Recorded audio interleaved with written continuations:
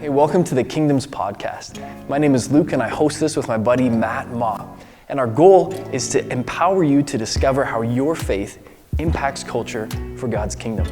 To do that, we're sitting down with different men and women from all kinds of disciplines to uncover how they, through their ambitions and vocational skill set, make a difference in the lives of those around them. And so if this is helpful to you, we'd love it if you could like it, share it, and subscribe. In the meantime, enjoy today's episode.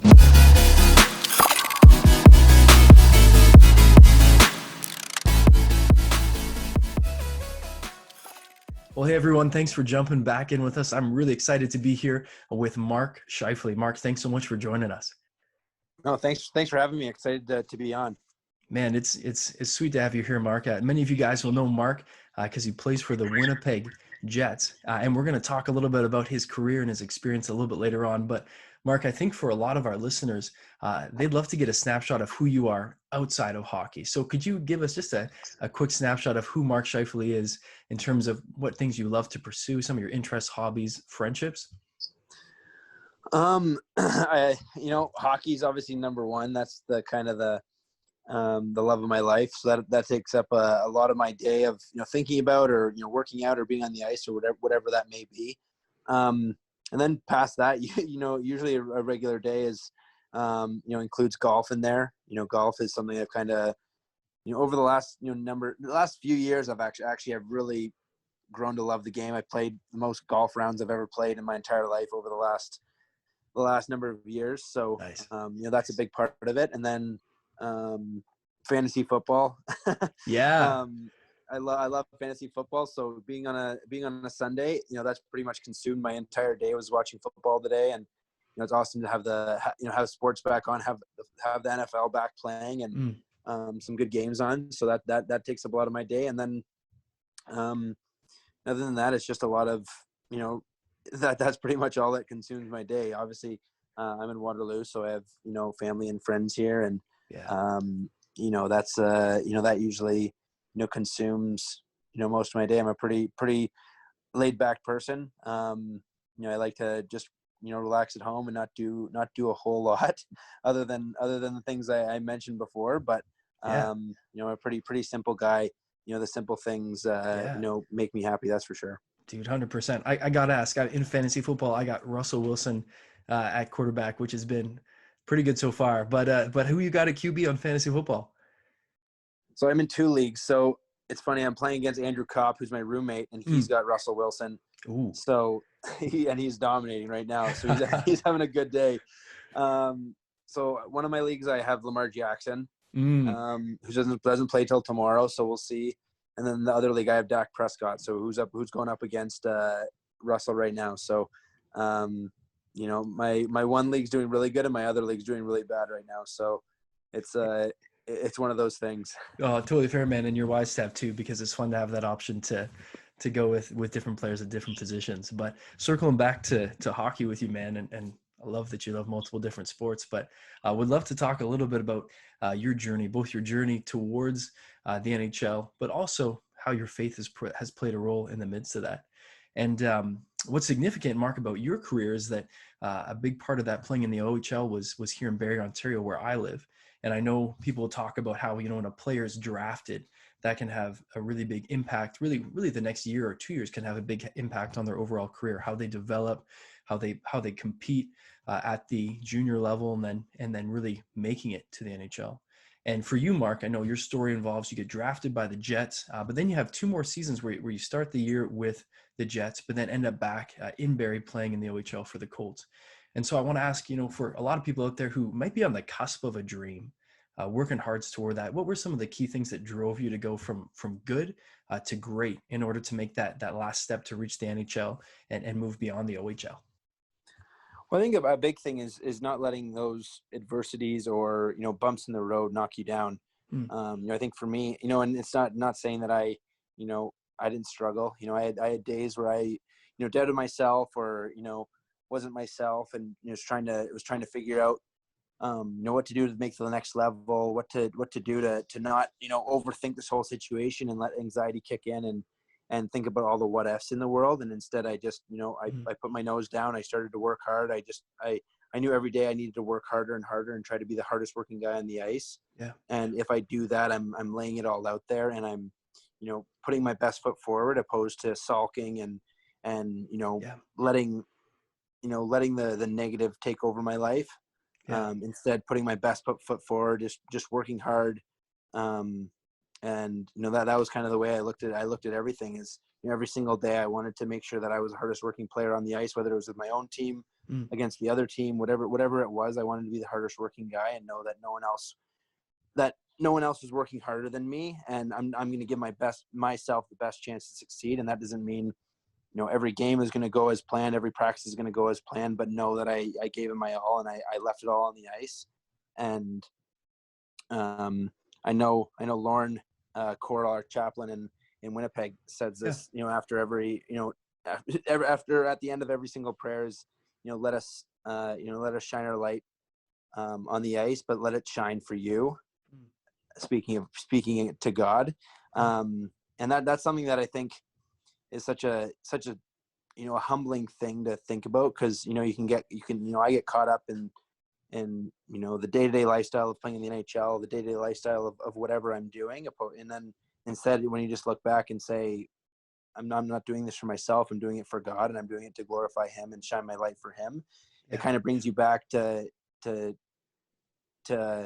where you want to be, and not just be stuck in the hustle and bustle of your everyday life, and sit back and say, I'm not doing this for me, I'm doing it for our Lord and Savior. And that's something that always kind of brings me back to why I do everything and why I work hard. And I think that's something that I try to think about every day. And not every day goes as planned, but if you have that thought in mind, every day it makes life a lot more happy. Yeah, 100%, man. No, and I respect that. There's a lot of merit to that, what you just said, for someone in any walk of life, whether it's sports or academics or music or otherwise, just that readiness to say, hey, I can learn from every challenge or every failure, and I'm not just going to sit and sulk over a loss or a disappointment, but really get up and keep going hard. That's, wise words, man.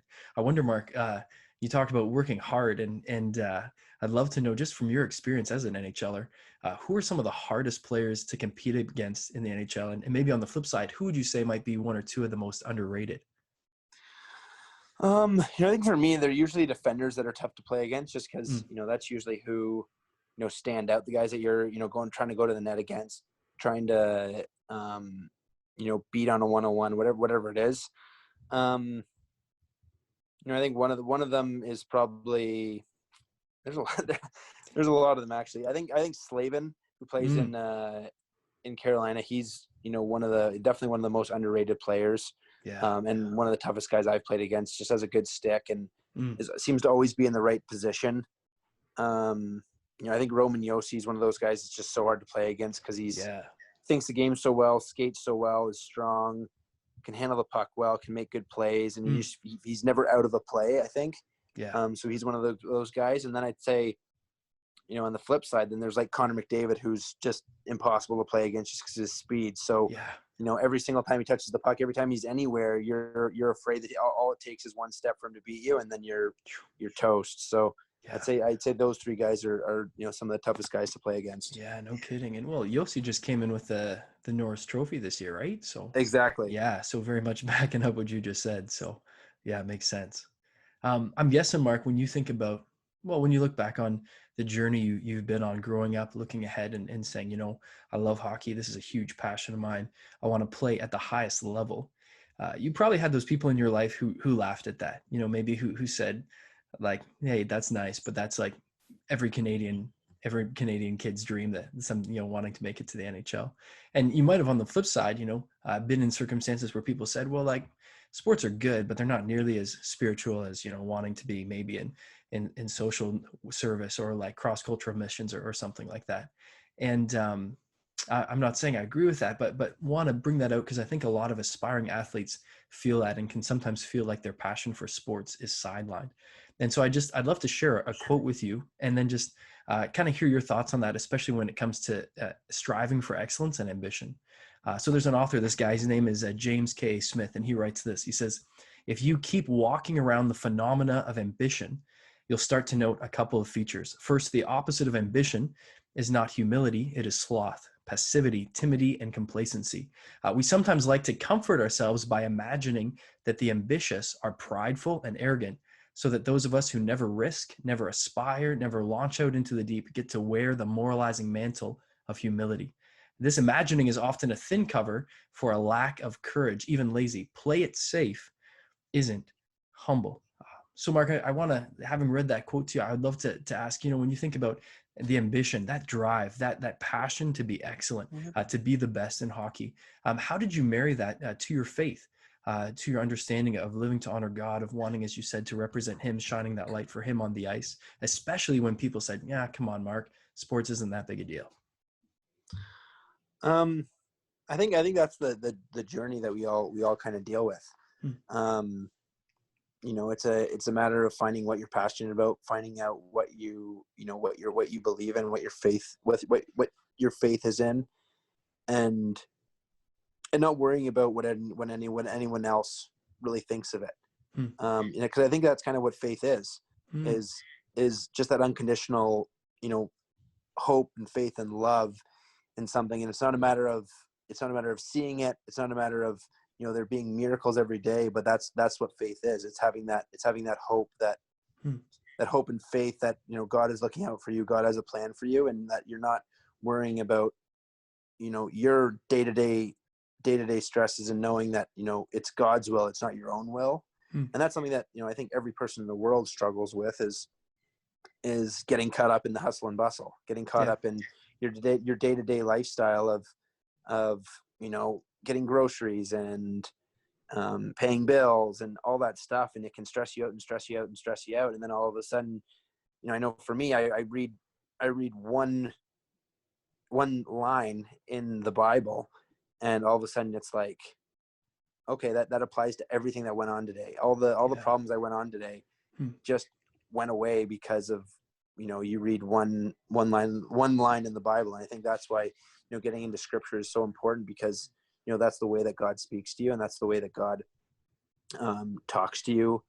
It's not like what movies make it seem like, where, you have a dream or you have a vision. It's God speaks to you throughout scripture. And, I think that's that's something where it's just a matter of not worrying about what, everyone else thinks or telling you what to do. It's your own opinion. It's your own faith. And that's the way that I look at it, is, I'm going to live the life that I want to live, to be happy and, live a fulfilled life. And, whether that's shining my light playing hockey, or whether it's, being on a podcast with you, whether it's out on the golf course and, just trying to be a nice person, and someone, and this is another line that Lauren Coral always brings out. And he always says this in the prayer, and says,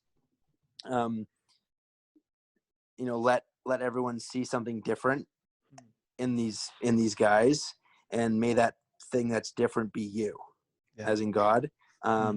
So that's one of the things where, just trying to be a good person, just trying to, be a smiling face, be a happy person. It's not a matter of, beating someone over the head with the Bible, but it's a matter of just, being that good person. And when people see that there's something different in you, that difference is, being a Christ follower. And I think that's something that I take to heart every day. Yeah, no, 100%, man. I was on a sports ministry trip once, doing soccer in South America. And I remember the coach saying to us, hey, at the end of the game, one of the guys is going to share his testimony, talk about how Jesus has changed his life. But listen, like, if you guys suck, no one's going to respect what you have to say. Realize that it's your excellence on the field of competition that opens the door for people to actually listen to what you have to say about Jesus. So, man, what you're saying makes so much sense. Like, that drive to be excellent as an NHLer, to fulfill that passion in your heart, to realize that's God-given. And then in the midst of that your excellence as an athlete opens the door to be that person who people say, wow, like, why is there a difference in this person's life? And to discover that person is Jesus. That's huge, man. That's well said. I'd love to ask Mark, with that, I mean, you've realized your dream. You're playing in the NHL, and many people would say that life as a pro athlete really just, it offers anything you need, status, fame, money, experiences, opportunities, all those things. So why do you still choose to follow Jesus? I think it's something that obviously was kind of ingrained in me as a kid. I grew up in a Christ home. We went to church, and that's not saying that I've been a great Christian through it all. I've definitely, like everyone, dealt with their problems and, not praying as much, not getting into the Bible. And, I'd say over the last number of years, it was actually Dave Whitelaw when I was in Barrie that I was going through some struggles after getting sent down. I was young. I was drafted high. I thought I was on top of the world. And then, it kind of didn't come crashing down, but all of a sudden, there's a lot of doubts in my mind. And, Dave kind of brought me, back to Jesus, and not even in a way of, reading the Bible, but just a matter of just talking about your testimony, what you've gone through, your faith in God. What is it? What does it mean to you? All that stuff. And then, was able to get through those tough times, knowing that I had God in my life. And then, I made the NHL and went through some more struggles. You get, you're playing in the NHL. There's some fame, there's money, there's all that stuff, that are in your face at all times. And you can you can easily get away from, the person that you are. And then it's been Lorne, it really changed probably 3 years ago now, where, I became the chapel leader, in Winnipeg. And I kind of took that to heart as a leader, and not just a leader on the ice, but a leader off the ice as well. Yeah. And, I've taken my faith a lot more seriously. I've dived in a little deeper into, what it means to me, getting into the Bible more. I did this one-on-one discipleship with Lorne, which taught me a lot and got me back into actually reading the Bible, opposed to just just talking, not just talking the talk, but actually walking the walk. Right. And brought me closer. I think brought me closer to God. And it's kind of the, it's the journey of it all. You go through days where, you feel like you're too busy, and then you realize at the end of the day that you're like, I just spent all my time worrying about myself, opposed to worrying about everyone else in my life, and worrying that, this isn't my life to be stressed out about. It's God's will that I need to spend time to, say a prayer. Yeah. And say a prayer for all the people that are in my life, and my loved ones and my family and all that stuff. And, I think that's the amazing part about faith, is that, I always remember, no one's perfect. The only person that's perfect is God. And, I'm going to make my mistakes, but I know God, no matter what time of the day it is, no matter what's happened that day, I know he's always going to be there listening to me. Yeah. And I can always stop whatever I'm doing and say a prayer, and there's always time to do that. And, that's where I really think back and reflect on the day and what's going on in my life to really, when I actually am speaking to God. And I think that's something that has kind of changed my outlook on a lot of things, is knowing that I have God there at all times. And that's kind of the way that I look at it, is I have that faith. I know he's there listening to me. Yeah. And, I don't worry about what anyone else says, whatever anyone else's opinion about me. But I hope at the end of the day, everyone sees that I am different, like I said before. And that difference is that I have God in my life, and that joy that I have in my life isn't because of all the cool things that I get to encounter and all the experience I get to encounter because of what I do and because of money or because of any of that. All those cool experiences are, giving thanks to God and giving, being grateful that I have Christ in my life. And that's the reason why I live such a blessed life, is because of him. Yeah, man. Well said. Mark, you touched on this a couple of minutes ago, but I wonder, feel free to add to it.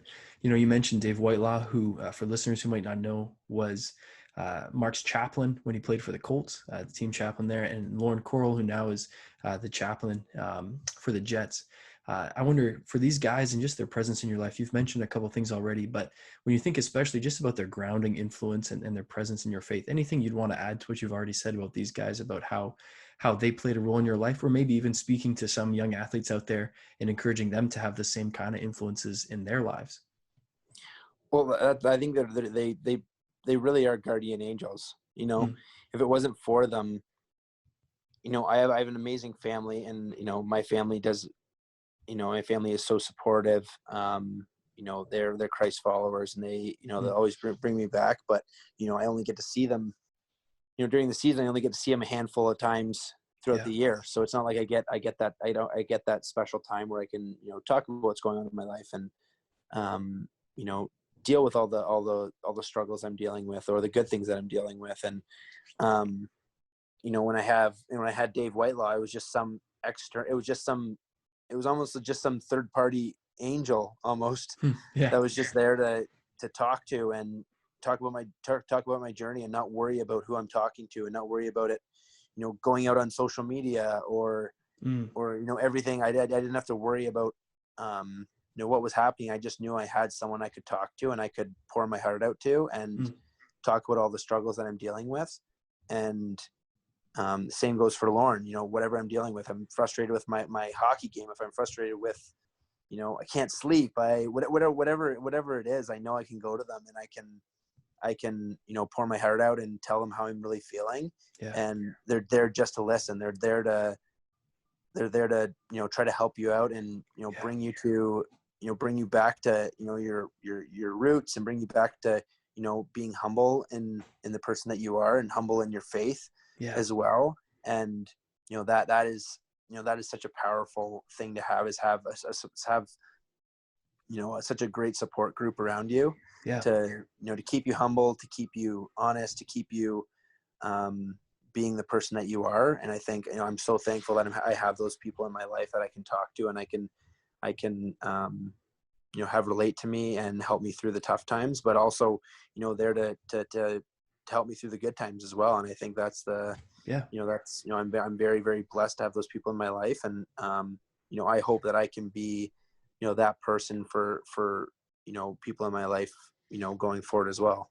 Yeah. Yeah. And that's, I mean, that's so significant, Mark. I feel like, you know, as we've even just had this conversation together, you've pointed to those times, you know, you said, you know, with the Colts, like going through some real adversity, and Dave being just a grounding force, or even just with the Jets now, Coral having that presence in your life where it's like, hey, I want to pray for you. I want to listen. I want to support. I want to keep helping you, I guess, become the person you want to be. And it sounds like, tell me if this is fair to say, like, rather than maybe you being able to say, you know, here was one exact like moment where everything changed for me. It's more like it's been a journey. There's been ups and downs, but there's been godly people in my life, and I've chosen to lean into them, to listen to their wisdom, to apply what they're telling me. And that's over time made a big difference. Is that fair to say? Oh, that's exactly it. That is exactly what life is. Life is a journey. It's not, there's not always that, you know, TSN turning point in everyone's Mm, life. yeah. There's always, you know, there's always going to be bumps. There's going to be ups. There's going to be downs. Mm, And, you know, that's where you really have to ground yourself, is that, you know, the highs don't get you too high, and the lows don't get you too low. yeah. And, you know, that's what I try to do is, you know, you're going to go through the tough days, and you're going to need to even it out, and, you know, find your ways to cope with the bad times. And then you're going to have times where you're on top of the world, but then you also need those, you know, coping strategies, and those things, you know, getting into scripture, you know, talking to someone, whatever that is, to bring you back down to being humble as well. And that doesn't mean that, you know, those ambitious needs that you talked about before, the ambitious nature of all of us, to be cocky um, or be too much for anyone. It's Mm, just you being motivated, you doing your thing, but doing it in a humble way. And that's what, you know, when you read in the Bible, it always talks about being humble. yeah. And, you know, when you do everything with a humble heart and an honest heart, it's gonna work out in the end. And I think that's the, you know, no matter what you're doing, if it's playing hockey, or if it's, you know, working at a desk, if it's, you know, planting flowers, whatever it is, and you do it with knowing that it's God's will, you know, you're going to be the happiest person that you can be. And that's, you know, that's the way that, you know, I always look at it, is that everything, when you have God in your life, what else do you need? Yeah. Yeah. 100%, man. Mark, just a couple more questions with you before we land the plane, but I'm thinking a little bit about people who are listening who, you know, whether they're still amateur athletes in high school or in college, and they've reached a decent level of competition, or maybe someone who's even older and just, you know, playing beer league hockey or something, but still has presence in the lives of other people, whether that's, you know, teammates or opposition through sports. A lot of people often talk about, you know, the gospel being something we verbally share with people, which I think is so crucial. But often, and you mentioned this earlier, often what we do on the ice or on the court or on the field says everything about who we are and what we believe. And so I wonder, could you speak to some of the athletes listening, and just share what you think are some of the ways outside of a verbal conversation, that athletes can represent Christ to their teammates through the way that they live and through the way that they compete? Well, I think that's exactly it. Is it's, you know, I think every person, no matter who you are, no matter what level you play, you're going to have an impact on someone, Hmm. whether that's a teammate, whether it's an opposition, whether it's a coach, whether it's a referee, whether it's a little kid. You're going to have, there are going to be people watching you. And, you know, like I said before, if they see something different, you know, that difference, you know, if that difference is God, you know, that's a way to glorify, or that's a way to, you know, glorify our Lord, is by, you know, shining our light for him and not shining it for, internal, internal ways, but doing it for him, Yeah. and for a greater purpose. Yeah. And, I think that's the biggest way to look at it, is to know that it's for God's will. It's a matter of, you know, working hard every day. If you go down and you work hard, and you go to the rink and you work hard, you go to school, you do your homework, you work hard in class, you pay attention. If you're playing beer league, if it's a matter of, you high stick someone in the face, you apologize, you say sorry. You're not boastful on the ice. You don't go and get in someone's face and, rub it in their face. You're not cocky. You're not, you're not screaming and yelling at people. Yeah. There's so many ways in sport. Like it's endless of a way to show your faith and to glorify God, and just, be a good person, be a person that cares. If you have someone on your team that you see is struggling, go over there and say, hey, man, are you doing okay? What's going on? I just want to let you know that I'm here for you. Yeah. It's not a matter of saying, hey, come to church, here's the Bible, you need to read 17 chapters tonight, or I won't ever talk to you again. It's a matter of literally just showing him that you care for him, and say, hey, if you need any help with anything, if you need to ride to the game, if you want to come over for dinner, if you want to go out for a drink, whatever you want to do, hey, I'm here for you. If you're, and then if someone's doing really good, you want to encourage them. Hey, played awesome tonight. I'm so happy for you. Just want to let you know that I'm always here for you. Whatever it is, that little bit of going to one of your friends, going to someone you don't even know, and just say, hey, I just want to let you know that I'm thinking about you. I'm praying for you. Yeah. What that influence does in other people's lives is astronomical. Even even Lauren, when he'll text me and just say, hey, Mark, I just want to let you know I'm praying for you. It's almost like a weight off your shoulders. And who knows, it could be a great day. It could be a really down day. Yeah. And, when someone just out of their way says, hey, I just want to let you know I'm thinking about you and I'm praying for you. It's almost like God just took all the pain that was in your heart, or the stress that was on your shoulders, and just took it off of you. Yeah. And there's not even that thought anymore in your head. And that just doing that for someone is such a powerful ability that we all have, no matter if you play sports, no matter if you work at an office, no matter what you do in your life, there's people in your life that you work with, or your family, or your friends, that all you have to do is say, hey, I just want to let you know I'm here for you. And that how big of a difference that can make in someone's life. Yeah. Reminding people that they matter and that they're not alone. Yeah, man. Well said. Well said. Well, hey, Mark, this has really been a privilege. Really grateful to you for making the time to be a part of this conversation. And I know for some people, they may have really got to learn more about you through this podcast, and would love to ask, if people want to learn more about you or want to follow you on social media, where can they learn more? My Instagram handle is mscheif. If you ever see me on the street and want to say hi and say I listen to your podcast, definitely feel free to say hi and tell me your story, because I'd obviously love to hear that. For those of you guys listening, just M Scheif, SCHEIF.